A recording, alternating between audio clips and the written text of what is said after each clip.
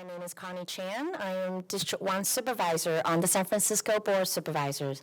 And if you don't know, I'm also the chair of LAFCo. Also, it's an acronym for Local Agency Formation Commission. And it's a pleasure of mine to be here with you on a Friday afternoon and look at all you people clearly care about our environments to be with us here today on a Friday afternoon. Clearly, it's very sunny outside, and you could have enjoyed the outdoors today, but here you are with us for a conversation around our environment, and I really appreciate that. For the last 20 years, the San Francisco Board of Supervisors, through the Local Agency Formation Commission, known as LAFCo, has helped research clean energy policies, municipalize our utilities, and implement alternative to PG&E. I thank the San Francisco Port for partnering with us today to provide today's facility and this event. LAFCo and the important work we do here is largely unknown outside of City Hall. So we really want to take this opportunity today during the San Francisco Climate Week to engage a wider audience about our work. It is exciting to see such a diverse turnout of people today, and I really am grateful for you to be with us and to really show how much passion and innovation that there is in our city to find solution to the climate crisis. I have to say, for a long time, work of LAFCo was caught up in a debate about whether or not San Francisco should have a cleaner energy alternative to PG&E.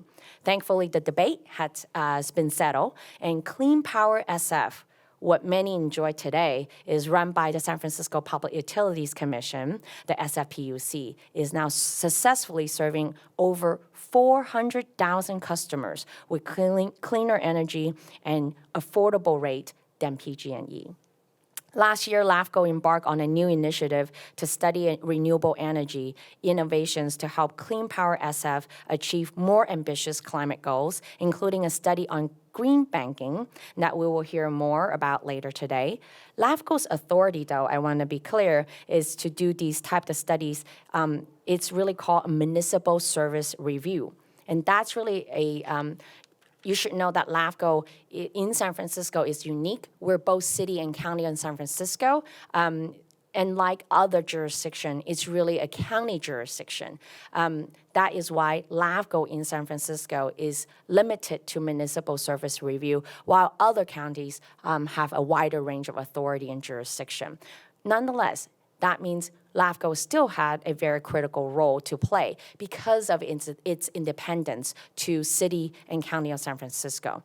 My colleagues on the Board of Supervisors and LAFCo, Supervisor Dean Preston, has led us in taking on studies related to housing, which really, if you think about it, not only that housing is a human right, it's a right that really, if we continue to push forward, really help us build a momentum to climate change, to tackle climate change, I should say. So I'm excited to hear from our two panels today because climate crisis and affordable housing crisis are so closely interconnected. I'm glad that San Francisco voters passed our affordable housing bond in March, $300 million worth of it. I'm hopeful that the Bay Area will pass even a larger regional affordable housing bond in November, roughly about $20 billion worth for all 9 counties, and in San Francisco alone, about $1.5 billion. We will be working hard to make sure that this upcoming housing bond will pass. I'm excited to look at opportunities for how these funds could be used through a green bank to produce municipal housing in San Francisco. So it's very exciting. This is not just conversation that on papers anymore. If we do this right, this November, many things that we can actually deliver on. If you're interested in these topics, I urge you to get involved in LAFCo's work. You can come to our meetings to provide comments on these studies that we're working on. You can contact our LAFCo team to give us your feedback.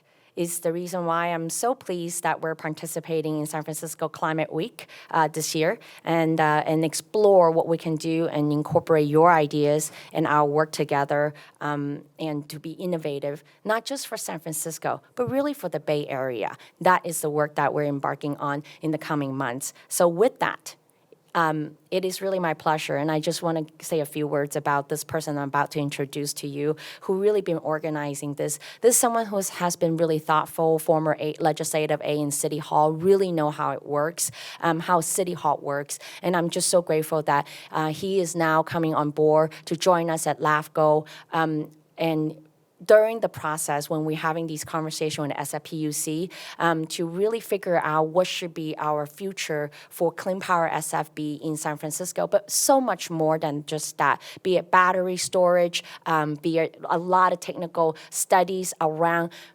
tackling climate crisis. I'm just so grateful that not only that he does his due diligence, but he's really willing to open that door to bring stakeholders and have conversation. It's also the reason why we're here today, because he's really dedicated that his energy and effort to see San Francisco and its future beyond Clean Power SF, and it's a critical step. So with that, I am going to pass this to our fearless leader and the executive officer of LAFCo, Jeremy Pollock. Thank you.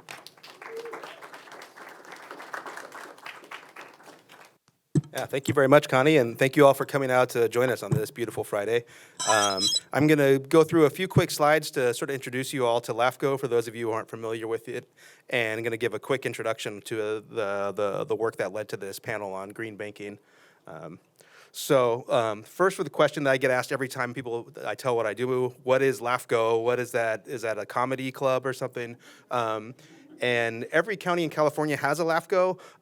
They were set up in the 60s to deal with urban sprawl and to manage boundaries between cities and counties and special districts, dealing with making sure that as we're building new developments that they have all the services they need. As Connie said, we're unique in California as the only consolidated city and county, so we rarely deal with those boundary issues.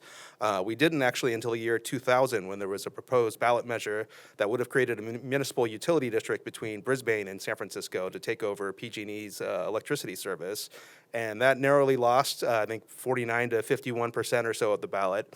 But that was the start of LAFCo as being kind of the venue where the Board of Supervisors pursued democratic control of our electricity service. And there was a number of studies that LAFCo did around taking over PG&E's power equipment. And eventually that led into the fight for community choice aggregation, which is led to Clean Power SF, the program where the SFPUC is able to buy 100% renewable power that's delivered to us over PG&E's lines. And yeah, that was largely the focus of LAFCo's work for a number of years. Currently, we've broadened out into a few other topics. In addition to the Clean Power SF and renewable electricity, we did a study on public banking and municipal finance services. And as Connie said, we've now recently taken on studies related to municipal housing services. And so the LAFCo Commission is made up of members of the Board of Supervisors and members of the public. This was Connie Chan, our chair, her idea to have this event to showcase some of the work and get our great commissioners in conversation with some other experts on these issues. And so we'll be hearing from our public commissioners, Hope Williams and Shanti Singh in the municipal housing panel. And we have our recently resigned Commissioner Jackie Fielder, who will be part of the upcoming conversation. And we currently have one vacant public seat. So if this is seems interesting to you, there's an application form on our website at sfgov.org/LAFCo, and we're looking for someone else to join us. Just going to briefly, not going to go over all of this, but a large part of our work continues to be around Clean Power SF and renewable electricity. We have sort of a dual role with Clean Power SF. We provide oversight on them and provide feedback on their work. And then we're also partnering with them on a number of studies on renewable energy innovations. One of those is the Green Bank study that we'll be talking about more. And so I have 3 slides to try to condense about 2 to 4 years of work around creating a public bank in San Francisco, for those of you who aren't familiar with it. This has been a long time project of a number of members of the Board of Supervisors.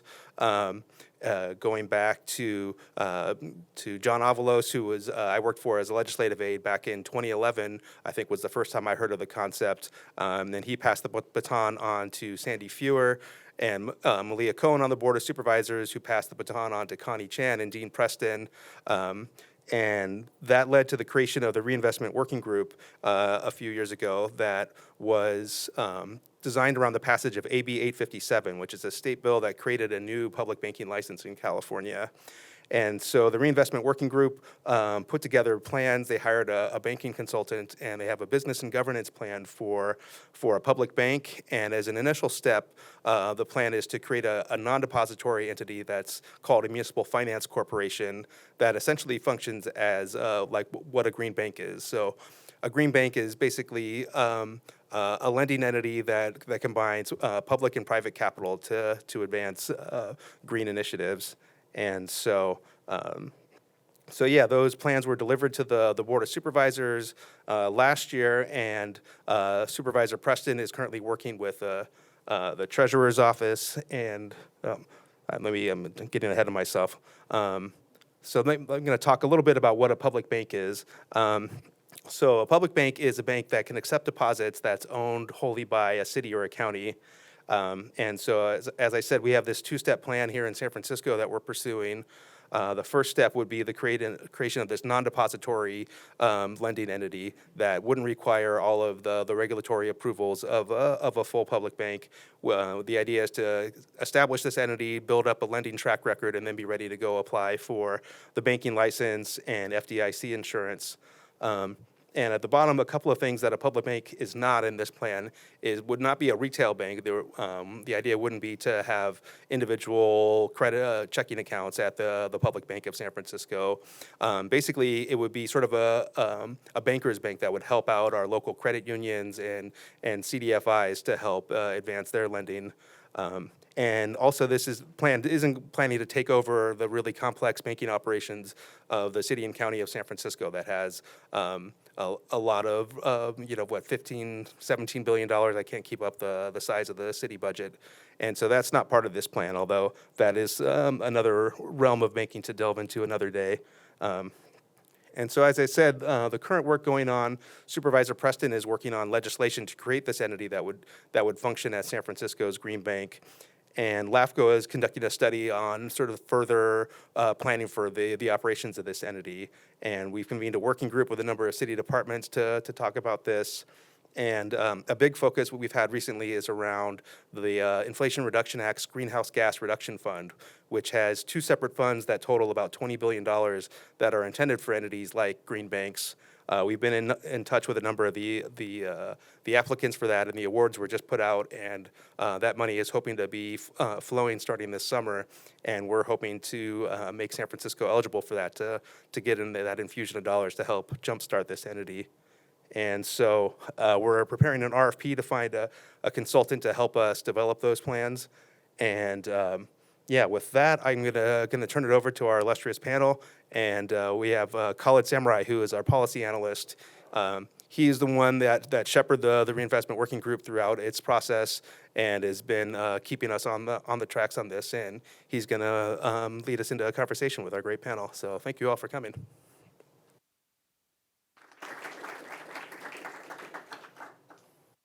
Hello.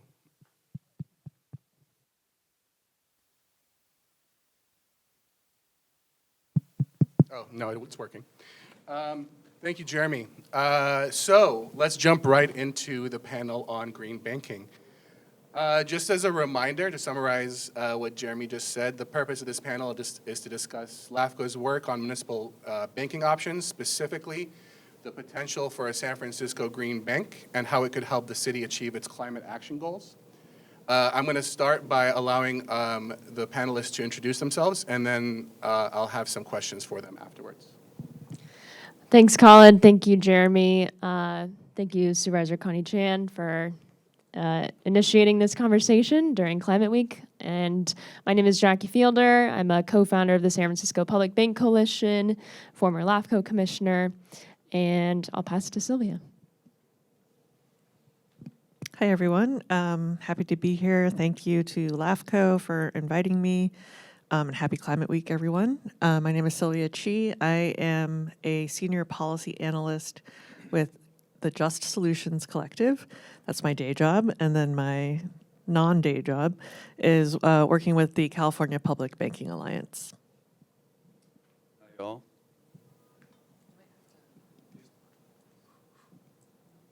Hello? Can y'all hear me? Or do I need to do this without you? It's for the recording. All right, maybe we'll share. Thank you. I'm Nick Klein. I am delighted to be here. I'm not affiliated with LAFCo. I was invited to join because I previously worked with the Connecticut Green Bank, and after that was a program director for the Coalition for Green Capital, where I was involved in the two coalitions that helped launch the Montgomery County Green Bank and the DC Green Bank. And since then, I've worked with many other cities on kind of implementation and strategy of clean energy initiatives. So delighted to be here. Thank you so much for introducing yourselves. And since we're on the topic, Nick, do you mind telling us what exactly is a green bank? Sure. So I can go pretty deep on this. I will try to keep it high level, and if you all have follow-up questions, we can do that in the Q&A. So starting on the bank side of a green bank, a bank provides financial services. So this is to end users, individuals, businesses, governments. Might be a paradigm shift from what many of us are used to thinking about in terms of supporting clean energy through rebates and incentives. A bank often uses financial services like loans, like credit enhancements to drive the deployment of clean energy. And the rationale there is that like cars, like houses, clean energy has a big price tag that you might not have all the money for in your pocket. So you want to go to a bank and get a loan so you can pay for the big project and then repay that over time, like you do with a mortgage, like you do with a car loan. What's different about a green bank is that it is public or quasi-public. So rather than being a profit-seeking bank where profits go to shareholders, profits go back into the bank and then can be re-lent out. Something else to think about with green banks is they primarily focus on clean energy technology. Historically, what that has been is rooftop solar, energy efficiency, to a lesser extent, transportation technologies and other technologies. And what's different about this asset class is that these assets often create a cash flow, whether you are selling electricity into the grid and making money from that, or cash flow in the form of energy savings. Your energy bill monthly used to be $300, now it's $150. So you're saving $150 each month. And these cash flows make this asset class easier to finance because the assets that you finance generate their own cash flows, which can be used to pay back the loans.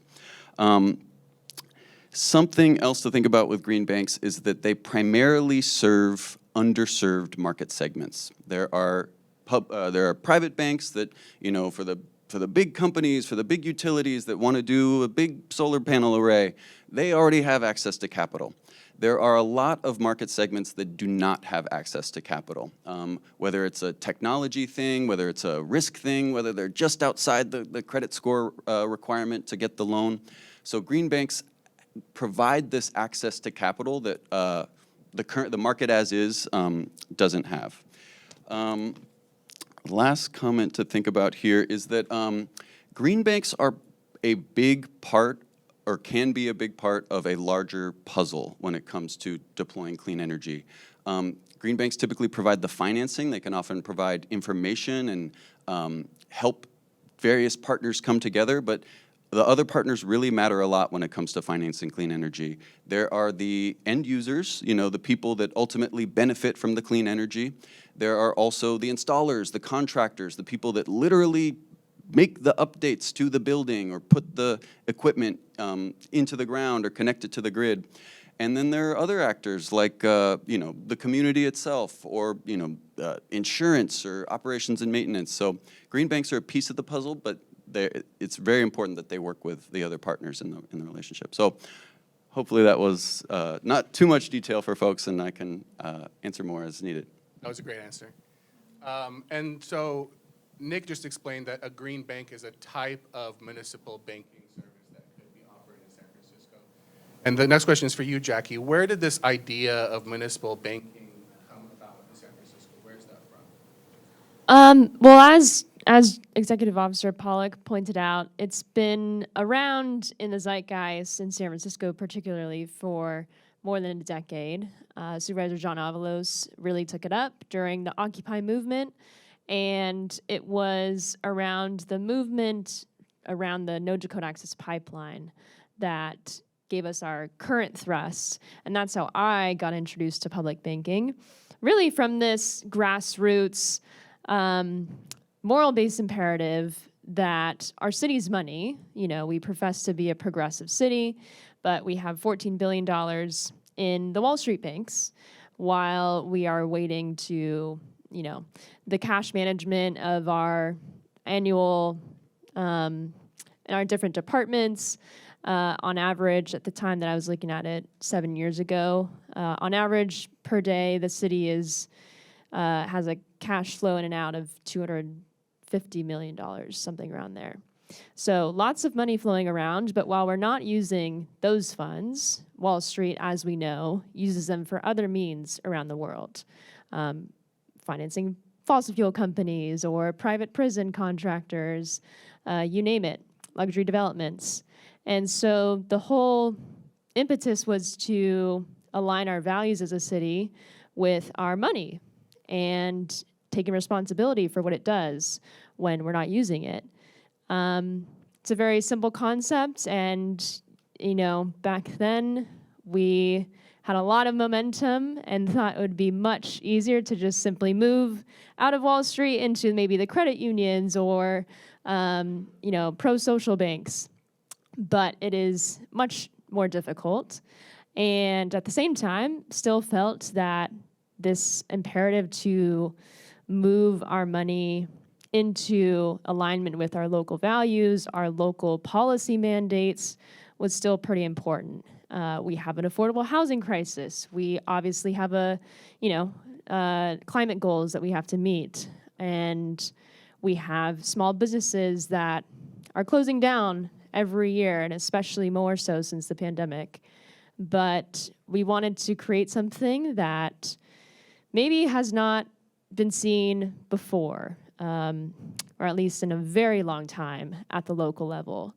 And so, ironically, the Dakota Access Pipeline movement took place in North Dakota, what we now know as North Dakota, but inspired by the Standing Rock tribe and movement. And it's in North Dakota where the only public bank in the continental U.S. exists. The Bank of North Dakota has been around for 105 years now. And so we ironically drew a lot of our interests and inspiration from there, even though, of course, we would do a lot of things differently. So to sum it up, it came from a grassroots movement and paired with amazing minds who have the expertise, like Sylvia, who is an co-author of Public Bank Bill AB 857. We passed that in alignment with the California Public Banking Alliance, led by Trinity Tran in LA, with Public Bank LA. We all came together, LCCR, Lawyers Committee for Civil Rights, Poder SF, lots of other organizations that have supported us over the years and been involved to push our movement and really hone it into making it not just some pipe dream, but an actionable plan. And we've definitely had to evolve as we encounter new information, new legal barriers, new constraints, and in this world with the Biden climate bill, the Inflation Reduction Act, new opportunities too. So that's the sum of it. Thank you, Jackie. So we know what a green bank is, and we know that San Francisco has been thinking about municipal services for a while, specifically a public bank, and stepping stone to that. This question is for you, Sylvia. What opportunities exist this year, right now, for helping San Francisco start green banks? Okay, so this is going to get pretty wonky. As was mentioned, you may have heard of the Inflation Reduction Act. It is, in fact, the largest, most ambitious climate action Congress has ever done. I can probably spend several hours talking about it to you, but we will focus on the Greenhouse Gas Reduction Fund. The Greenhouse Gas Reduction Fund is a $27 billion program. It is the single largest non-defense spending outlay that that Congress has ever authorized. And it's going to be administered by the EPA. It's being administered by the EPA right now. It consists of 3 different programs. The first is Solar for All. That's $7 billion. That is not a green finance program, so we're just going to set that aside for now. The other 2 programs, comprising $20 billion, are sometimes called like the National Green Bank. Those are the 2 green finance programs. One is called the National Clean Investment Fund, and that's $14 billion. And the other one is called the Clean Communities Investment Accelerator, and that is $6 billion. And those 2 programs together are meant to inject a ton of capital into community lenders, meaning credit unions, CDFIs, which are community development financial institutions, and green banks, to catalyze this green transition around the country. The difference between those 2 programs, the NCIF and the CCIA, is hard to understand if you're not a finance person. I'm not a finance person. But basically, CCIA is meant more to increase the capacity of the community lenders so that they are better able to make loans in the green space.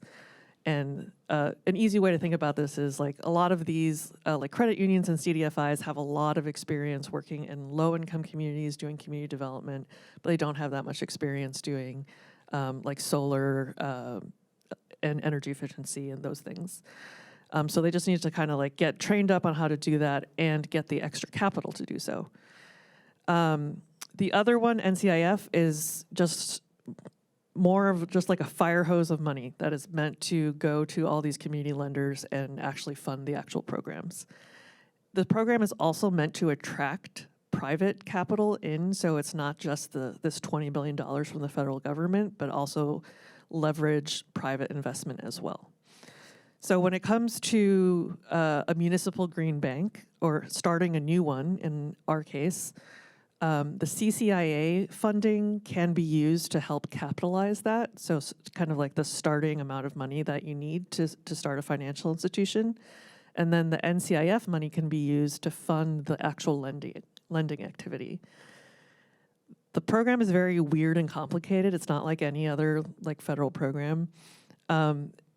It's going to be, the funding is going to be distributed by these intermediaries, which are mostly these like newly created nonprofit organizations or coalitions of organizations. And so community lenders are going to wind up having to apply to those intermediaries to get the funding. And we don't know anything about like the terms of like when do they do that? What are the potential things they will be applying for? We don't know any of those details yet. EPA just announced the awardees a couple weeks ago, and they're currently, those awardees are currently negotiating with EPA. They're trying to finalize those contract negotiations by July so they can start funding in July. And that is a very fast timeline for the federal government to do that. So we will see what happens, but that is what we're hoping to do, is to try to get San Francisco's Green Bank to get some capital and funding through these intermediaries to start spending. I have a follow-up question on that. Great response. Can you talk about your work in the Greenhouse Gas Reduction Fund Best Practices for Equity Guide? Yes, so we don't have a very good name for this group, but it's like the GGRF Equity Alliance is what I'm going to try to make it be. But basically, our organization, Just Solutions, we do environmental justice policy. And we came together with a bunch of allies, other national policy advocacy organizations, including Emerald Cities Collaborative, Americans for Financial Reform, NRDC, Green Lining Institute, a few other ones. And basically, after the Inflation Reduction Act passed, we were all reading through it. I wasn't involved in like advocating for the IRA passage. And we saw the language for the Greenhouse Gas Reduction Fund program is very underspecified. If you look at it, it's like 2 pages. There's not a lot of details in it. The reason is, there's a good reason. It's because they had to go through this reconciliation process, which means that a lot of like kind of substantive details you would otherwise have in legislation are not allowed. But the problem with that is, like, even when they put in, there's clearly like good intentions with this program, but the perennial problem with public policy is, unintended consequences. So we need to make sure, my concern looking at this legislation was there's a lot of ways this program could go sideways. There's a lot of like set-asides for how much of the funding has to be spent and invested in low-income and disadvantaged communities, but the legislation didn't define what that meant. And it certainly didn't define, anything about like how it had to actually benefit those communities as opposed to just be there. And we know from experience from other programs like the opportunity zones that place-based investing is not that simple. So if you just like spend money somewhere, it doesn't necessarily benefit the people who live there, and in fact could cause gentrification and displacement.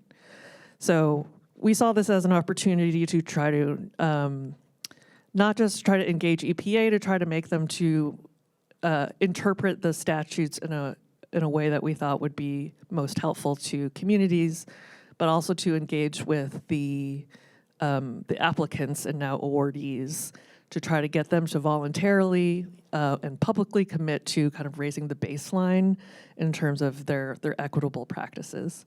So we put together, drawing on like our experience working on various kinds of equity programs and environmental justice programs at the state and local level. We put together this guide and best practices pledge that just outlines how they can put into practice these like equitable ways of working and making sure that they don't actually harm communities. And so we've asked the awardees to publicly commit to that, and we asked the applicants to do that. And now that the awardees have been announced, over half of the awardees have committed to the pledge. So we're going to be continuing to engage with them to make sure that they're being held accountable, trying to organize like the members of their coalitions and their board members, their advisory council members, to keep them accountable and make sure it's really accessible to the communities that it's meant to reach and benefits them. Thank you for that. This next question is for you, Nick. What would San Francisco be able to do with a green bank? Can you give us examples of how a green bank has helped other communities in the past? Sure. Again, I feel like this is a really long answer, and I'll try to keep it high level, and we can get into some details in the Q&A. So broadly, what a green bank can do is make access to capital, money for projects, easier and more accessible for folks that haven't had access or don't currently have access. What that can look like is lower prices of capital or products and services that reach market segments that don't currently have access to them. One way to think about this is like, who in San Francisco currently has rooftop solar or like an EV charger in their garage? Typically folks that are higher income. How would folks that are lower income get those access to those same benefits when the price tag for those things is kind of high? It would be through financing, it would be through a green bank. So green banks can do things like, that's the perspective of the end user. From the perspective of the market, what can it do? It can scale deployment of clean energy technology. That's one of the powers of finance, is that if there's no upfront cost and if it's cash flow positive for the end user, it can really supercharge deployment. Another thing that it can do is crowd in private capital. Maybe there's a bunch of banks and lenders that, are the type that currently lend to high-income individuals to get a solar panel set up on their roof. Why are those private lenders saying no to, riskier market segments? Green banks can work with them, co-lend with them, help them understand risks, help them lower the costs of capital. So loans for clean energy can be like car loans and mortgages. Every bank offers them, and they're widely available and widely used. Green banks are kind of that bridge that can be that bridge to help the private sector get to that kind of activity. Another thing is green banks, because they get returns from their loans, can be self-sustaining. That means once you capitalize a green bank, the returns that it gets from its financial activity go back to the bank, which pay for its own operating costs, but then can be lent back out. So it's not a constant spend from the city, from taxpayers. It's self-sustaining. And related to that, there's this idea of public sector leverage, where if a green bank is co-lending with private lenders, there's this idea where a green bank could provide some of the debt, in a deal, where it's half of it or a third of it, and the other parts of it are supplied by private lenders. And so there's this idea where for each public dollar that is lent out, it can bring in 3 private dollars, 10 private dollars. So you really, from a strategic standpoint, from the government standpoint, you can really drive a lot of investment and a lot of scale. There's a piece around workforce where many green banks across the country have partnered with these workforce programs that train people to install energy efficiency technology, install rooftop solar, so there's this local economic benefit that helps train people, helps build up local businesses. There's also just a piece around trust in public government. We're at this time in history where democratic institutions are really facing like a crisis in trust. And green banks have really proven, like many other institutions, Tennessee Valley Authority, SMUD over there in Sacramento, green banks across the country can help people understand, wow, government can do things that really matter, that really serve the public interests. And I have a few examples of specific green bank projects. Maybe I'll just quickly blaze through them because I'm eating up a lot of time here. One of my favorites is community solar. The Montgomery County Green Bank, what they did is they financed a single solar project. It's in the neighborhood of 100 kilowatts. It's about 10 times the average rooftop solar project for residential.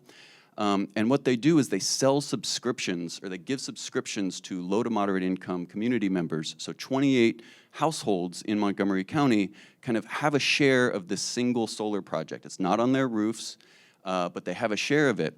And what it did for them is, for the average savings for each year for each subscriber was $500 a year. So, and I think tied to this project was like some EV chargers. They wrapped in some other benefits to the community. So it was a way for these low to moderate income community members to get the benefits of solar without having to put their rooftop up or deal with some of the issues around like credit checks.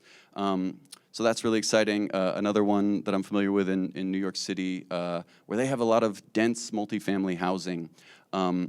The Green Bank there, NYSEG, worked with a multifamily housing company, and they did all 9 of their buildings. I think it was hundreds of housing units. They fully retrofitted the whole building to be super energy efficient, like sealed the building envelope, had central heating with programmable networked thermostats, really helped the comfort of the interior spaces and reduced energy bills. So there's an energy burden reduction benefit there. Those are just 2 quick examples. Happy to give more later. Sorry to eat up so much time here. No, thank you for that. That's great. Jackie, this next question is for you. Jeremy mentioned earlier that there was a reinvestment working group, and they talk about what that is and what those priorities.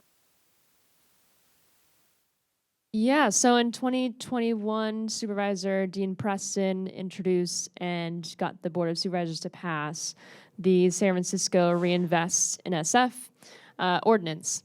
And this started a working group of financial experts and community experts in affordable housing, renewable energy, environmental justice, to basically come up with the governance structure and the business plans for a municipal finance corporation, MFC.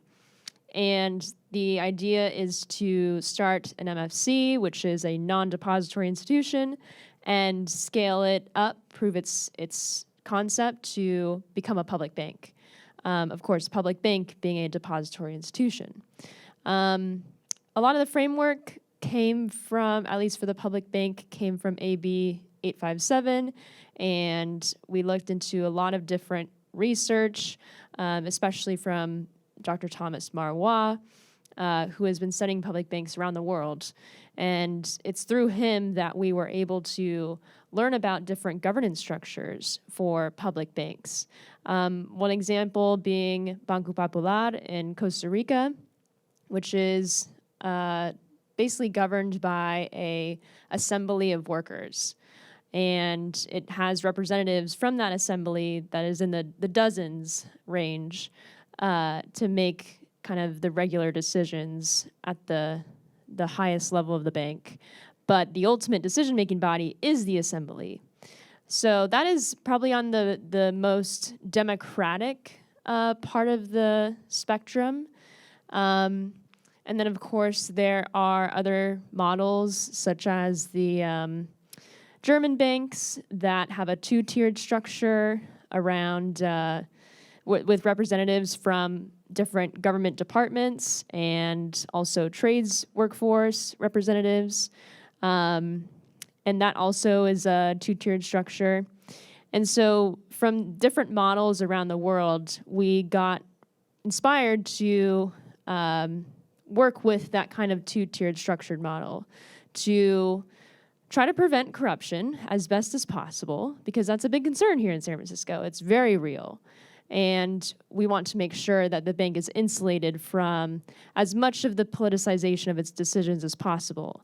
And of course, it still has to have some kind of mission and principles to guide its decision making. And that, in the San Francisco Public Bank Coalition, we came up with a set of principles over the years around public ownership and around the different kind of mission principles for the bank: social, ecological, and environmental justice. And so grounding the bank in the principles, giving it a mission, and then having this two-tiered governance structure was our best attempt to stem the corrupting influences, but also provide enough transparency or accountability that we're able to hold it accountable to its original principles.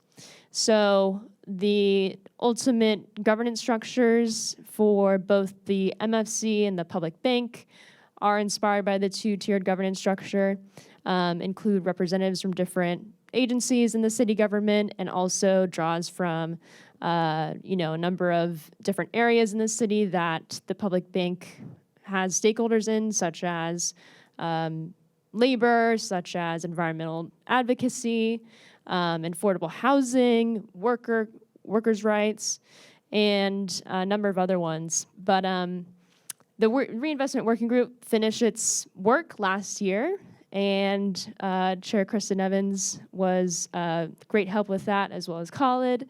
Jennifer Finger is here, who is on the Reinvestment Working Group, as well as Fernando, who's going to be on the second panel, and Celia Chi here. Hope I'm not forgetting any others. But this work was very long and arduous, hours and hours going into it, not just the meetings, but work outside of it as well. And we had some of the best minds in this field, in this work, put their heads together to come up with the best plans. The Treasurer's Office was also involved, had to consult different departments, the Controller, Budget and Legislative Analyst Office, and the plans were unanimously adopted last year by the Board of Supervisors. So the what's next is the big question, and this IRA bill and the Greenhouse Gas Reduction Fund is kind of giving us a bit of oomph and a bit of a timeline to work with too, to see if we can stand something up to receive these funds. Thank you, Jackie. Sylvia, next question is for you. How can San Francisco ensure that impacted communities benefit from a green bank? How can the residents of San Francisco have a say in how it's run? Yeah, I mean, I think the short answer for me would be to put into practice, to operationalize the best practices that are in our pledge and guide. And I think that has a lot to do with actually really centering the voices of the low-income and disadvantaged communities that this program is meant to benefit. And I think that's always a lot easier said than done. A lot of institutions say that they're doing that, but they actually have a lot of trouble when it comes to actually kind of giving up that decision-making power or using their decision-making power in alignment with what the community wants. So that's definitely not trivial. I think that'll be the major challenge. Other pieces are going to be around just making sure we're prioritizing direct benefits to the people we're trying to benefit, working with accountability and transparency, and also putting in safeguards to make sure that people aren't harmed. And the most concrete, salient example that comes up for that is around displacement. So I think one concern that a lot of people have is around green gentrification and how much, if we're upgrading housing, does that mean the people who live there now won't be able to continue living there? So we need to make sure that there are anti-displacement measures in place to prevent those types of harms. Thank you for that. So green banks are great. We've been doing them forever in this country. San Francisco has been thinking about municipal banking for over a decade. We have a plan that was unanimously approved by the Board of Supervisors, and the federal government is trying to give us money to start one right now. So everything is great and wonderful. And so Nick, last question for you. Are green banks subject to bank runs or any negative side effects that we've been seeing in the market recently?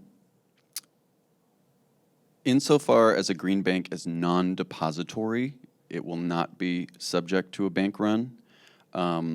Most green banks I'm familiar with, and there's a bit of a distinction between the green bank term, what people can mean by that, and a public bank. The green banks that have existed and call themselves green banks are mostly not depository, and there's never been an issue with a run on the bank. There have been issues with political actors trying to claw back money from the green bank's balance sheet. That's a different thing.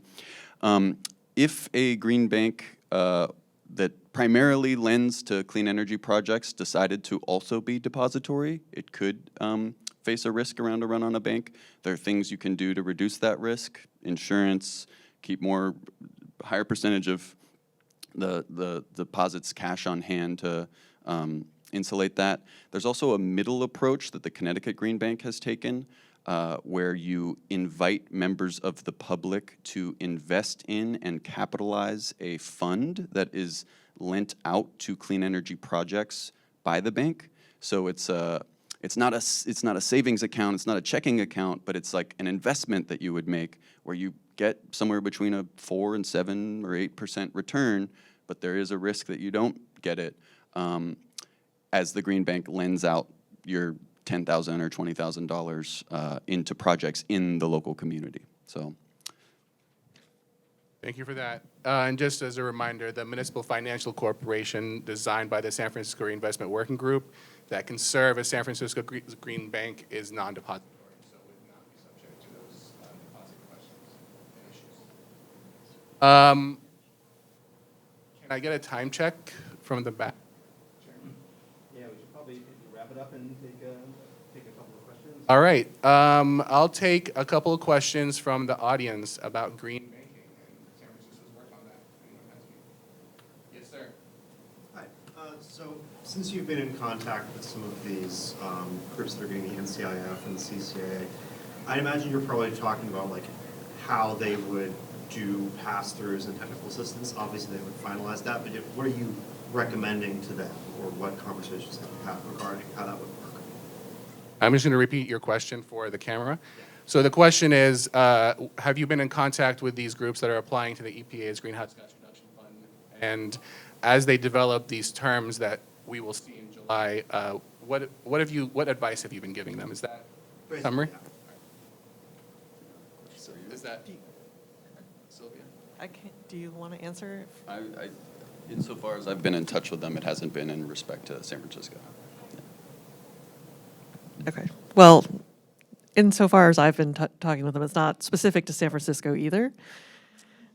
Just so in general, I would say like we've been talking about there is a significant need for technical assistance. And for those who don't know, technical assistance is this like broad term. I used to not work in like this nonprofit policy context, and I was kind of confused by this term. But basically, technical assistance is basically, it covers a lot of things, but helping institutions like create projects is one piece of it. It's also going to be like helping community lenders learn how to create, to give out the loans and design the products. So it's a very broad term. There's definitely, I think the awardees who were selected all recognize that there's significant need for technical assistance. I think the hardest part, from my perspective, will be convincing them that like community organizations and local governments need to be part of that conversation and part of the have to receive some of that, because community organizations need to be able to have the capacity to engage in the processes, like these stakeholder processes, and they often just don't have the money, they don't have the time. They need to be able to hire and retain staff to be able to attend these meetings and talk to like the Green Bank. I used to work for a community-based organization. No one has enough time to like join all these meetings, and there's a very, very deep need for these institutions to invest in them if they're actually going to try to benefit these communities. So that's the biggest thing. Thank you, Sylvia, and thank you for your question. I'm going to take one more question. Yes, right here.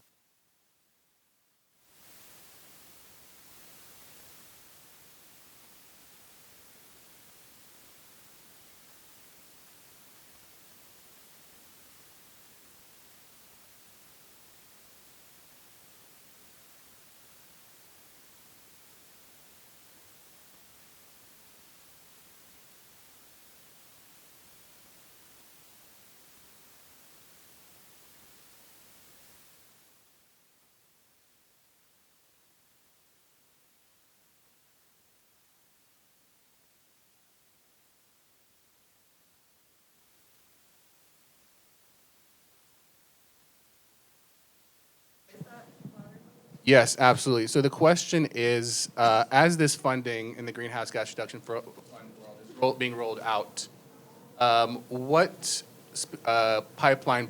projects are prioritized in the pipeline? Is that correct? Or No, or which of the ones that you see that are which green banks that are emerging with the funding are rolling out their programs the fastest, I guess is a way of. Sorry. So which of the entities that are coming out, which of the green banks will be rolling out the funding fastest?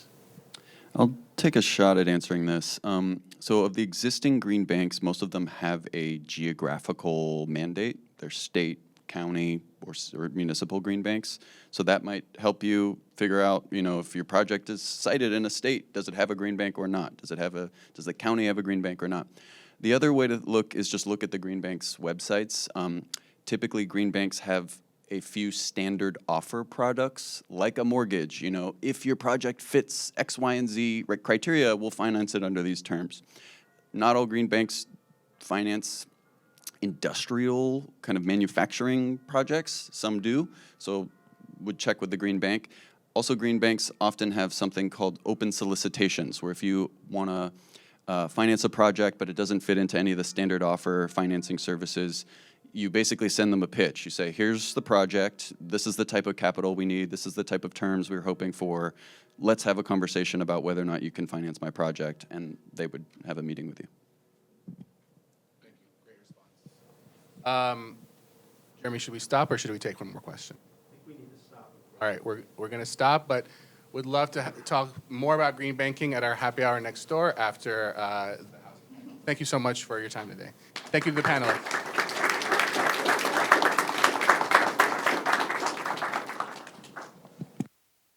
All right, I'd like to invite up our housing panelists, and we're going to switch gears and talk housing. I know we've got two conversations that we could have easily spent a couple of hours on that we're going to try to shoehorn in.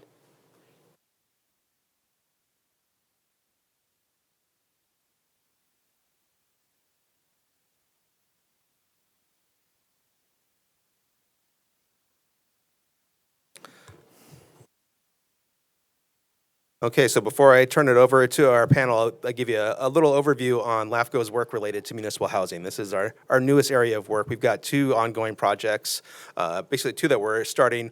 One is very specific and narrow in scope and looking at the past of housing. The Midtown Park Apartments is the only city-owned housing in San Francisco. It's in the Western Addition. It was built in response to urban renewal, and the displacement in that neighborhood was built by the city as a rent-to-own model. The residents there still do not own their homes. They don't have a whole lot of say in how their homes are managed.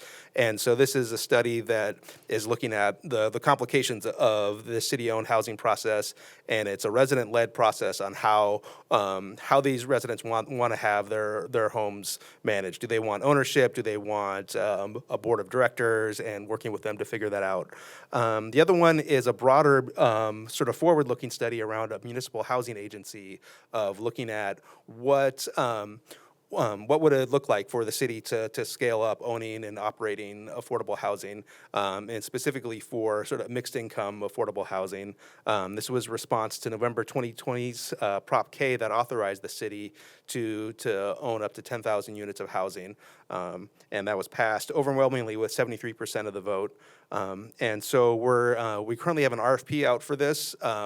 Their proposals are due May 22nd, and so this is kind of a new emerging area of housing study, and there's not a lot of experience with it in the United States, and so we're really looking for the smart housing brains out there that could help us imagine what this entity would look like in San Francisco. So if that's you, or if you know any smart housing big brains, please send them our way, sfgov.org/LAFCo. And with that, I'm going to turn it over to our moderator, Hope Williams, who is one of our LAFCo commissioners. She's also the board president of the San Francisco Community Land Trust, and she's going to lead a conversation on this.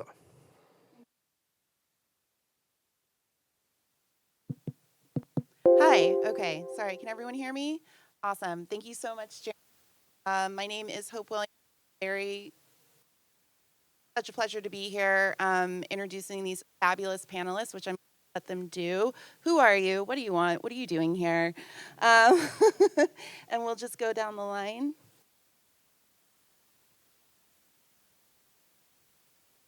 There we go. Hi everyone, Shanti Singh, she, her.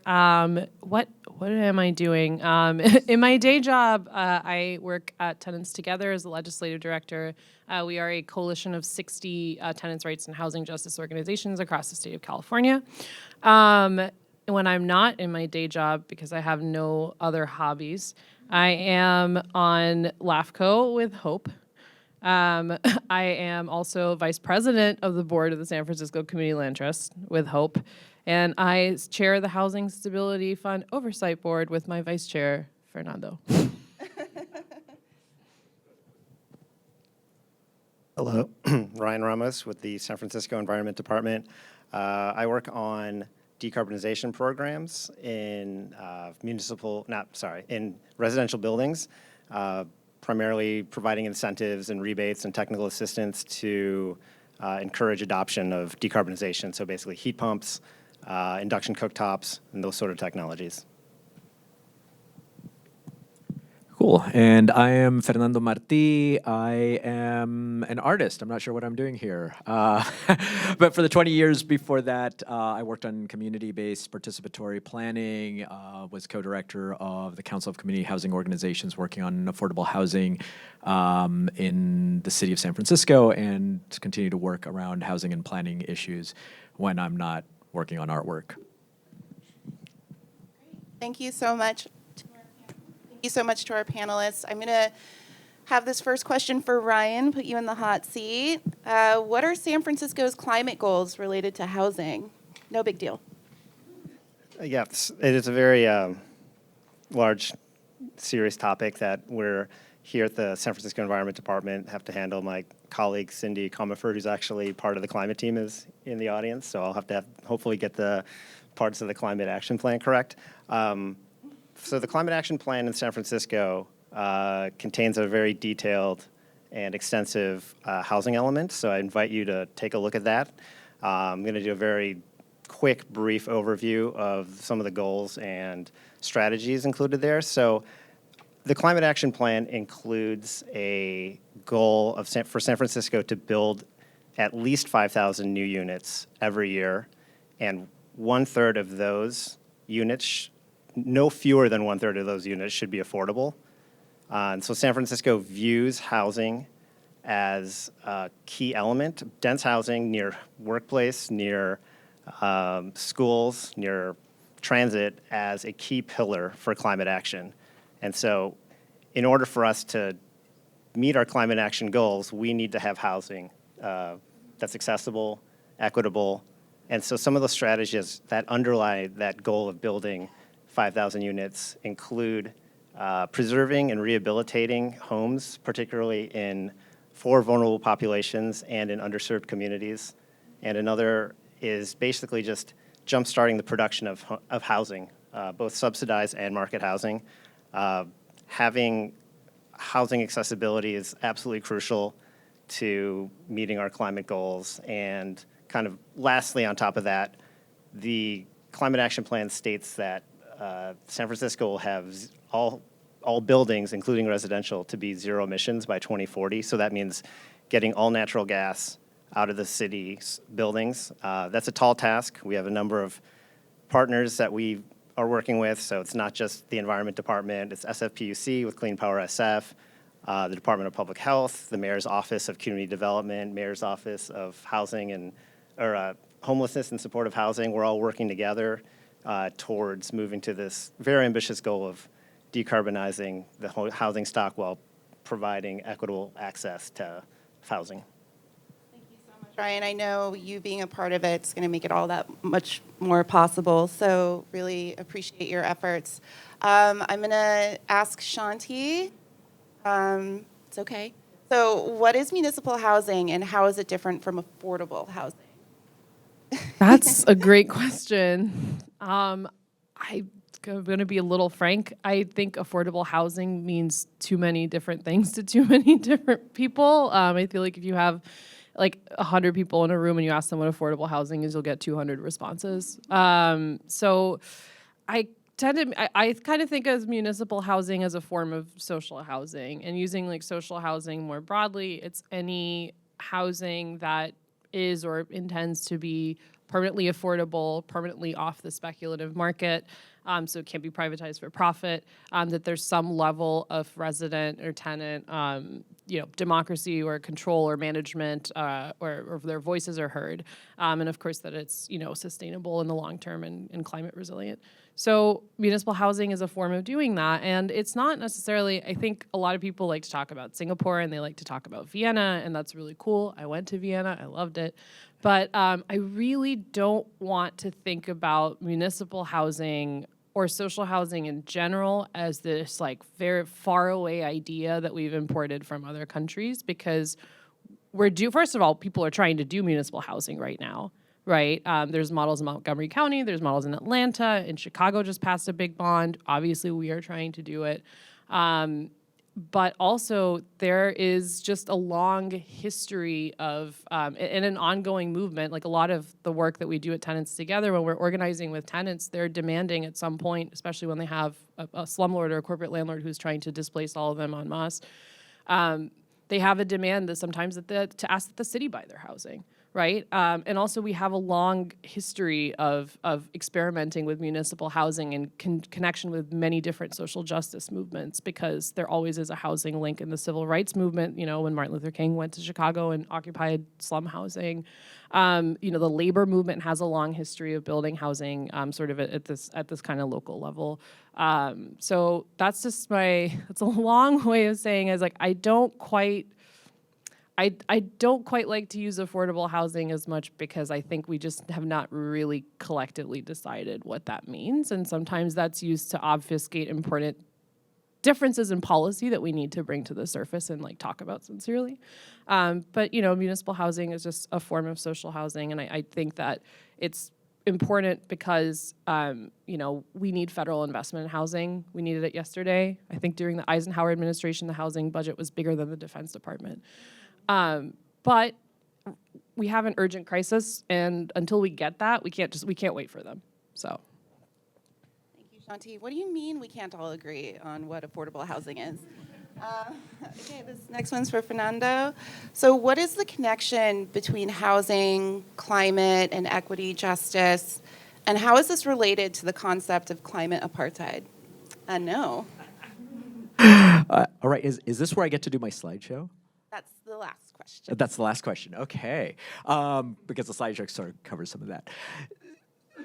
So you know, in the context of talking about climate change and what Ryan said before, you know, the need that we have to build so much housing in certain areas, and the need to provide affordable social housing, municipal housing, housing that regular people can afford, to the extent that we are not doing that and have not done that sufficiently for the last 20 years, we are seeing a new resegregation of the Bay Area.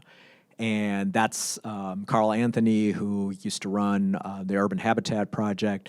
I don't know if he coined the term, but he would use that a lot, the idea of climate apartheid, that we are, because of climate change, we are creating a new segregation within our cities and our regions, and that the only way to address that is through public investment, because that is what the market is creating, given the climate mandated move towards building more densely, building in our cities, and not creating more sprawl.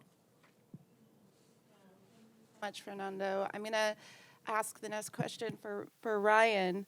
Ryan, what successes are you most proud of at SFE, and what challenges does SFE and the city of San Francisco face in meeting our climate goals for housing? Be honest. All right.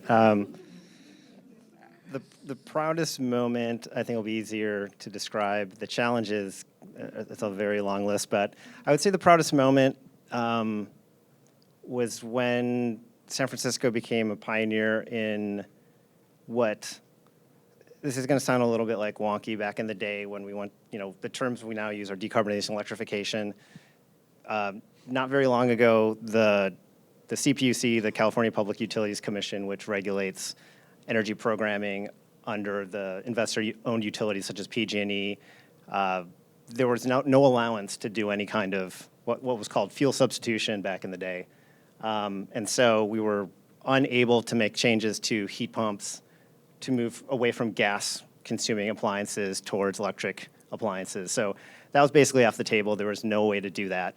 Once the CPUC changed those rules, a program that we help run, the Bay Ren Multifamily Program, was one of the first to implement these changes to allow electrification. So started in 2019, kind of proceeded through the pandemic. We started to work with affordable housing property management firms like Tenderloin Neighborhood Development Corporation to change their gas boilers over to heat pump water heaters. So we're very excited to do that. We continue to do that work with many of the operators in San Francisco. We have, dozens, if not hundreds of buildings left to do, definitely hundreds of buildings left to do. And I think that kind of brings me to the next challenge that we have is, the cost of electricity is a real problem to make decarbonization and electrification, pencil out financially. I think that makes it, back in the day when we were doing energy efficiency, it was a real easy value proposition. We would say, install widget A, it's more efficient than what you existing have. In 5 years, you'll realize a payback, and then you'll start, you'll essentially be having a positive cash flow. With electrification and the existing electricity rates that we have, we can't promise that. And it makes it very hard to get these projects installed and motivate property owners.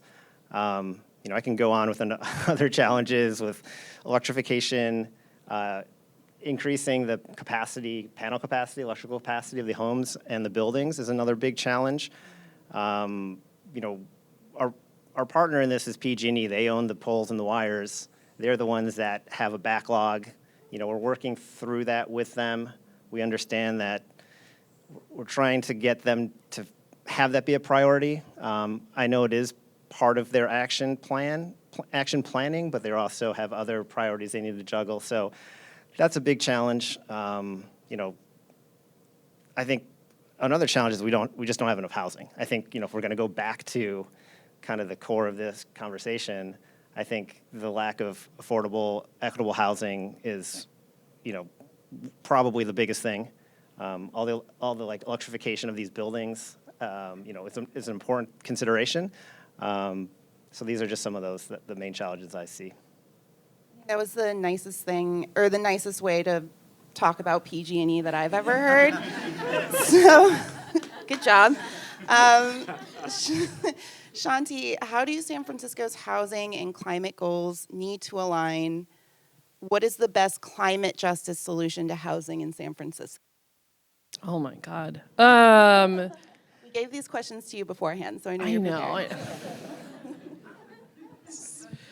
But anyway, I think that one big challenge, a major challenge, we are a city predominantly of renters, right? So I'm going to start with what I think the biggest question from my view that we really need to solve and hammer out here is, how do we do decarbonization without displacement? Right? Like Ryan was just talking about how hard it is to incentivize landlords, and we also don't want to unintentionally incentivize them to use renovation as a pretext to evict people.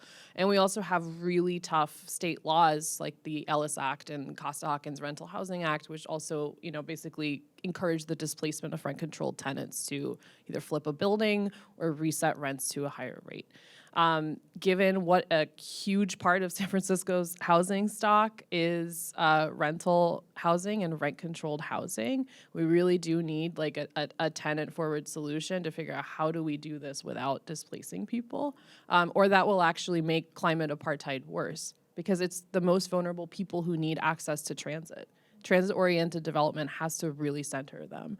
But I think that we can align. There's already so much tremendous work being done, obviously, by everybody here. There's a decarbonization working group.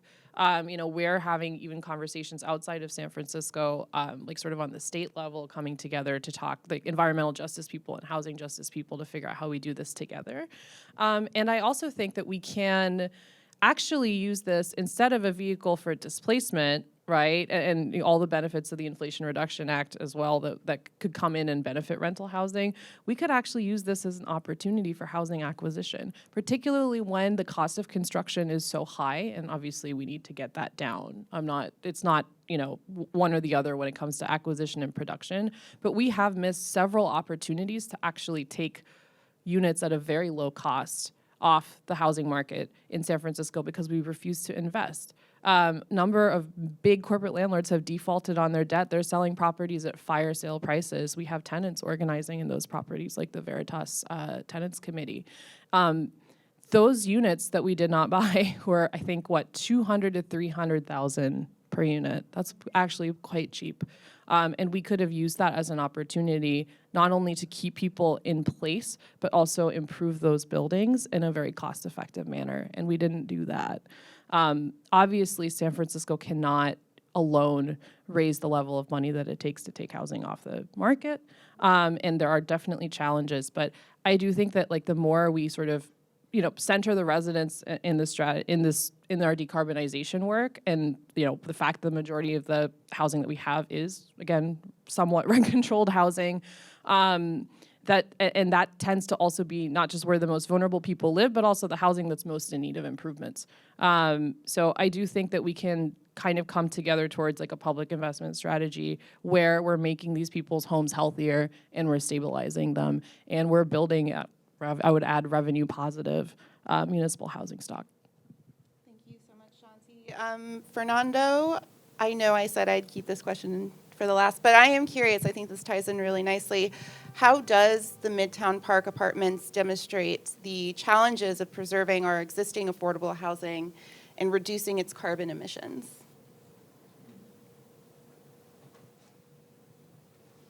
So a few years ago. I think we have a presentation too as well. Your slides. Slides. Okay. Sure. Yeah, we can do the slides. Perfect. All right.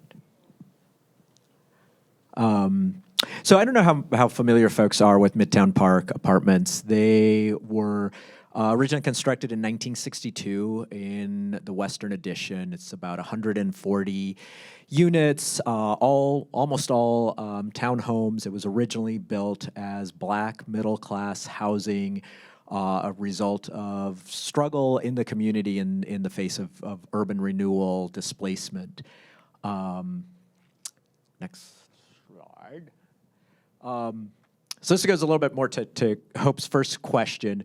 In my answer to that is that community preservation, if you don't have community preservation, our strategies around regional climate response really become a kind of a regional resegregation.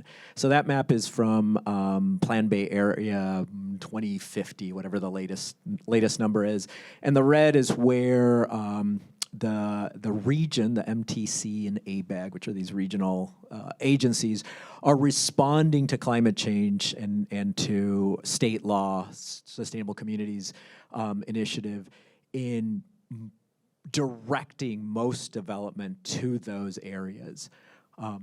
Next slide. And part of what you see in that process is that poverty is moving out to the urban fringes. You see greater poverty as people are displaced from those places specifically where, for good climate reasons, we want to densify. Next slide. And that tracks not only in income, but also in race. So this is Black outmigration. The green dots with the arrows going up is where the Black population in the Bay Area has increased, and the red is kind of that inner ring around the Bay, including San Francisco, where folks are being displaced. Exactly those areas where we are saying we need to densify in order to meet our climate goals. Next slide. So to Hope's question right now is, how do we meet our climate goals as we look at building in the city? And I think one of the things that is important to understand is not just that the amount of carbon emissions that come from building and construction, but next slide, that's a combination of what we call embodied energy, so the energy that went into building something, and the stuff that we're talking about now, the operational costs, the decarbonizational responses. So there's decarb, which is the one side, how you run your building, what are the emissions that happen once you've built a building. But there's the upfront. And as we're building denser, we're going from our 4-story wood buildings to concrete and steel, the amount of embodied energy and the amount of emissions increases substantially. So our response, let's save what we got, right? Let's, we've got these buildings. So next slide. So the Midtown Park apartment tenants about 10 years ago finished paying off their HUD loan from 50 years before that. And there was a move to tear down many of the buildings by the city. The city owns Midtown Park Apartments. Create new, taller, more dense buildings. Part of it, there's some confusion about whether they wanted to tear down everything or just 2 of the buildings. But the idea being, we're gonna move you out, or at least that is the impression that the tenants who were given no opportunity to voice their wishes and their desires and their community face. So this is a picture from when the buildings were newly constructed. Next slide. And this is the beautiful community that's there now. This amazing courtyard with mature trees. Buildings aren't, the most beautiful. They're 1960s buildings, but you can look at the balconies. People have plants. People have really kind of put their life into their community. So I've been working through LAFCo with the tenants there for the last year or so. We do meetings where the average number of years that residents have lived there is about 30 to 35 years. Some families have been there for 50 years.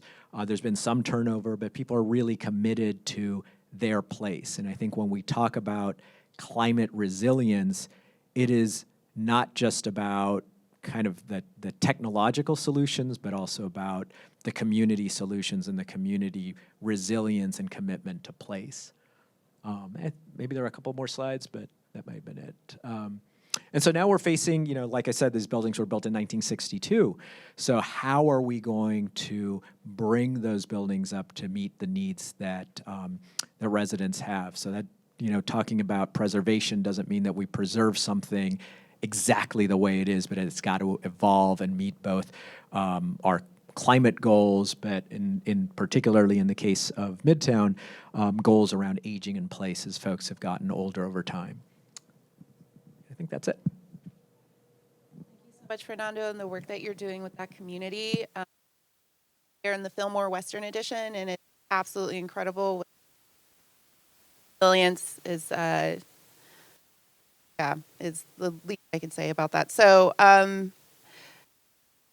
Shanti, in relation to municipal housing, how would municipal housing help us achieve our climate? The easiest answer is it's a form of we cannot rely on market cycles for housing production or acquisition, but definitely housing production if we're serious about our climate goals. And to just Ryan's point, there's not enough housing, right? We need some sort of counter-cyclical program for housing production. We just do. And again, I understand that it's hard for any city to do this alone, but all those cities are still trying because I think they recognize this, right? We have very ambitious production goals, particularly for low-income people in our current regional housing needs assessment. I think when we talk about also the history of San Francisco and the Bay Area in the last 10 or 20 years, we talk about a lot of the high-income job growth, but we don't talk about the fact that low-income jobs were created at almost the exact same rate and in the same quantity. So, yeah, I mean, why? Sorry, we're going to why we need municipal housing, right? Yeah. I mean, that's why we need it. And we also, we need the government to get back in the business of buying housing or building housing or investing in housing, and that can look different in different places in terms of what we want them to do. Obviously, there's a very fraught history of public housing in the United States, although I would add that there's also a forgotten history of tenants in that public housing, much like the tenants of Midtown saying, no, I know my housing has problems, but I don't want you to tear it down. I want you to fix it. And there are still tenants organizing in public housing across the country now who really want to invest in that. When I did go to Vienna, and I had the honor of going with a lot of New York public housing tenants, NYCHA tenants, And we went to like the big, beautiful municipal complex, Karl Marx Hof, which I believe is 100 years old now, and still very well maintained. The first thing those tenants said, and I was with them when they said like, okay, this could be my housing if we just cared about it, if we just fixed it. And so it's not necessarily, I think we do have to, and it's going to be tough because it's so ingrained in people's minds that public housing is bad or that the government owning housing is bad. But I just like, I don't think we have any other choice because, we have a housing crisis, we have a climate crisis. There simply isn't enough housing, and this is the only way that we can build it. Thank you, Shanti. I just want to time check. I know we're at 3:30. Adults in the room to tell me how it's going. If you want to go a little bit longer, if folks need to leave, feel free to give questions. Yeah. Okay. That sounds good. All right. This one's for you, Ryan. How are you? Doing well, thank you. Good. Okay. So, how could low interest loans from a green bank be combined with the current rebates from BayRen and other financial assistance programs?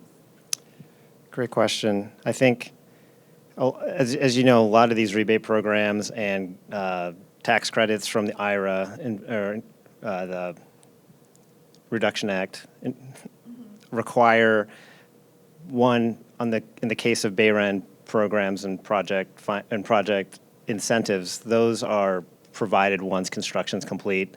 The tax credits are provided depending on the tax year in which that construction was complete. So sometimes you're looking at, a year to close to 2 years before you see that money. As a building operator, just carrying that is not an option. So, there are commercial loans available for that, but I think a lot of these operators either don't have good credit or don't have the willingness to take on these higher interest loans. So I think a green bank could provide that access to capital, lowering the barrier to getting that, and kind of increase kind of the throughput, make projects happen sooner rather than having to wait for or time the incentive structures and the tax credits properly. I think the green bank can kind of step in and provide that sort of like a bridge loan, but at better terms. Thank you. I appreciate that. One more question. This is for Fernando, and then we can take it to the audience. Fernando, how do San Francisco's housing and climate goals need to align? And what is the best climate justice solution to housing in San Francisco? Ooh, okay. Let me tackle the first one. Yeah, I think that today, between the public banking conversation and the municipal housing conversation, there's sort of these two pieces that are integral to both our climate solutions and our housing solution. And one is a deep public investment that we need, and then matched with the kind of lending that also makes sense, that is not the kind of thing where we're dependent on a private profit-making banking system. And, I think for folks who've been in the climate transition space, that idea of deep public investment is something that we're very familiar with.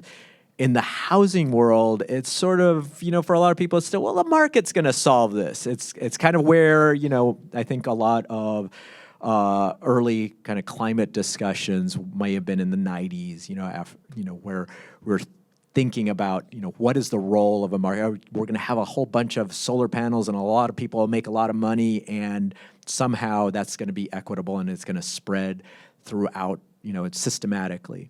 So I think that's where those things come together, is that thinking about the depth of the public investment that is needed, but also the system structures that need to be created. All right, can we get a big hand for our panelists? Thank you so much. Really appreciate your contributions today to this conversation. I'd like to open it up now to the audience for Q&A. Ooh, eager beavers. But I do have one request. My hearing isn't great, so I'm hoping, can I hand you the mic? Okay, cool. All right, here, you take this one. And you're first.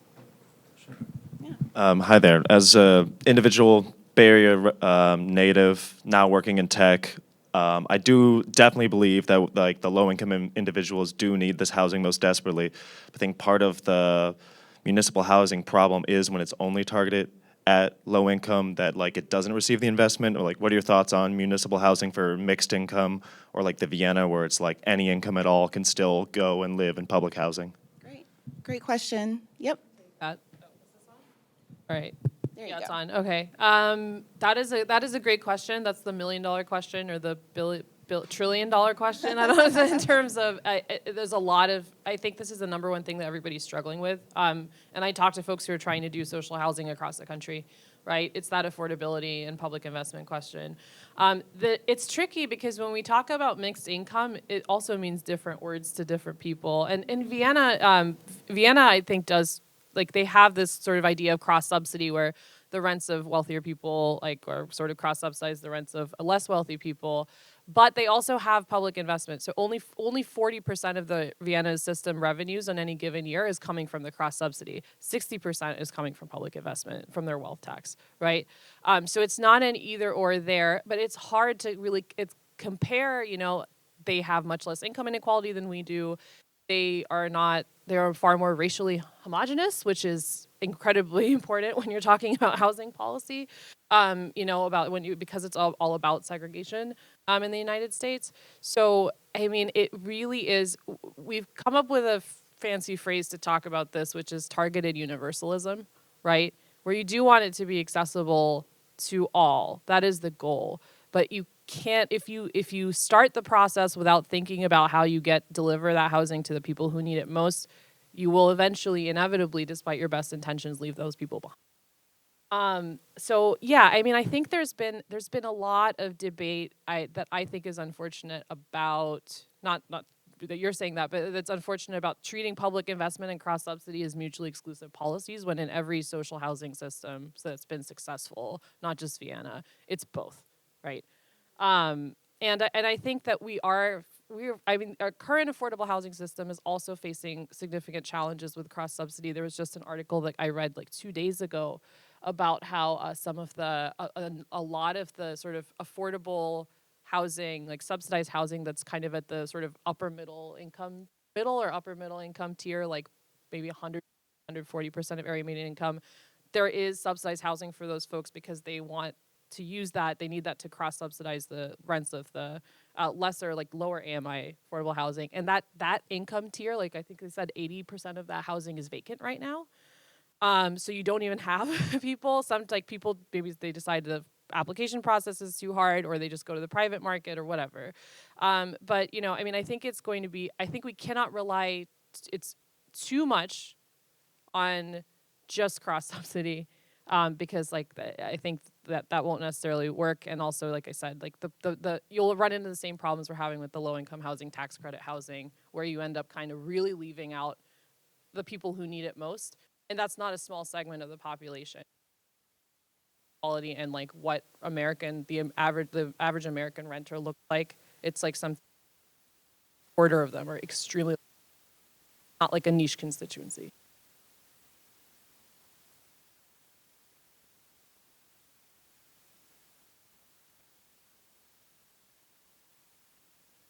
Thank you so much, Shanti. Let's take 2 more questions in the audience. Ooh, yeah, okay. What about you?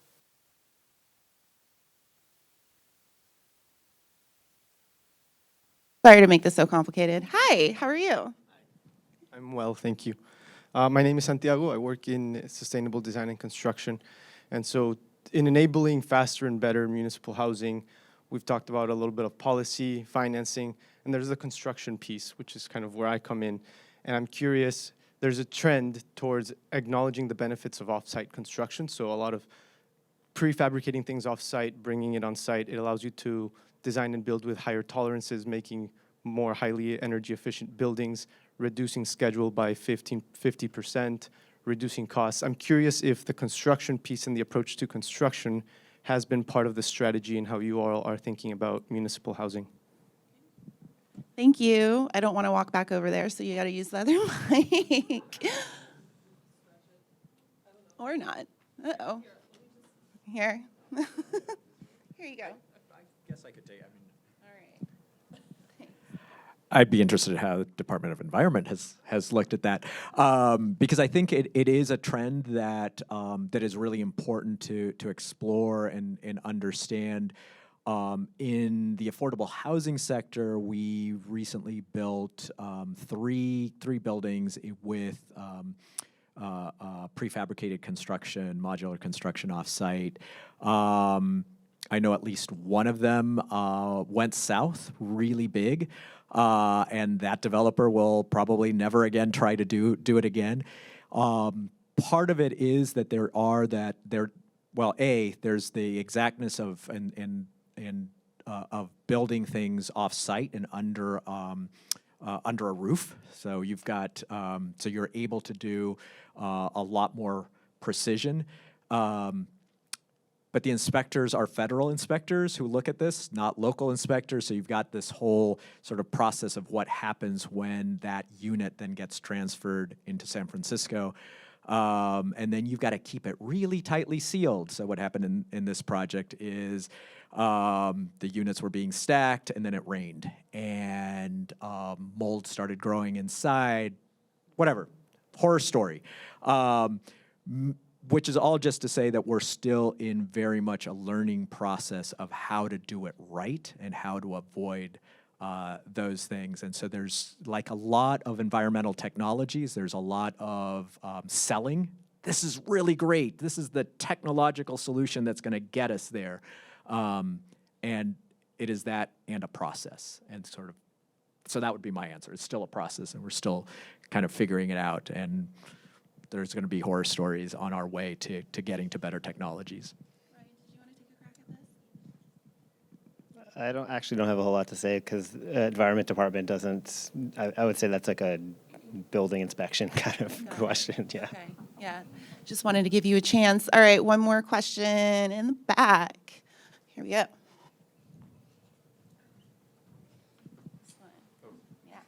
But that's okay.